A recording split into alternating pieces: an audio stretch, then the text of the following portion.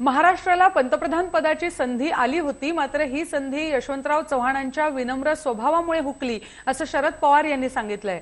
यशवंतराव चव्हाण यांच्यावरील चित्रपटाच्या first look लॉन्चच्या वेळी पवारांनी हे उद्गार काढलेत। त्यावेळी यशवंतरावांनी माझं ऐकलं असतं तर महाराष्ट्राला पंतप्रधान पदही मिळालं असतं, असंही त्यांनी सांगितलंय।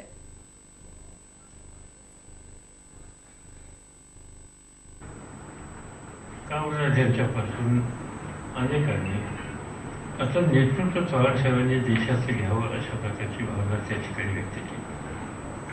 त्यांनी सांगितलं की इंदिराजींना सांगितलं की पंडितजींनी मला दिल्लीमध्ये न्यावं आणि महाराष्ट्र बनवण्याच्यासाठी तुमचं मला फार मोठं योगदान आणि म्हणून मी अशी जबाबदारी घेण्याच्याबद्दलची सूचना काही व्यक्त करतायत तर त्याच्यापूर्वी तुमची संमती हवी की तुमचं मत काय आहे हे मी जाणून घेऊ इच्छितो।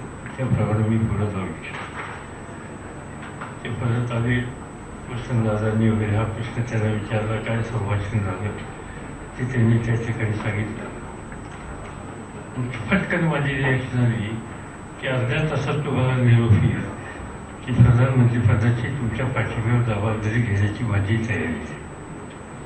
आणि अक्षरशः एक अर्ध्या तासामध्ये डोंगरे चव्हाणसाहेबांचे सेक्रेटरी होते, याले धावत की इंदिराजींचा फोन आहे आणि इंदिराजींनी त्यांना सांगितलं की तुमची साथ तुमचा पाठिंबा या विश्वासावर ही नेतृत्वाची जबाबदारी घ्यायची मी ठरवलेली आहे।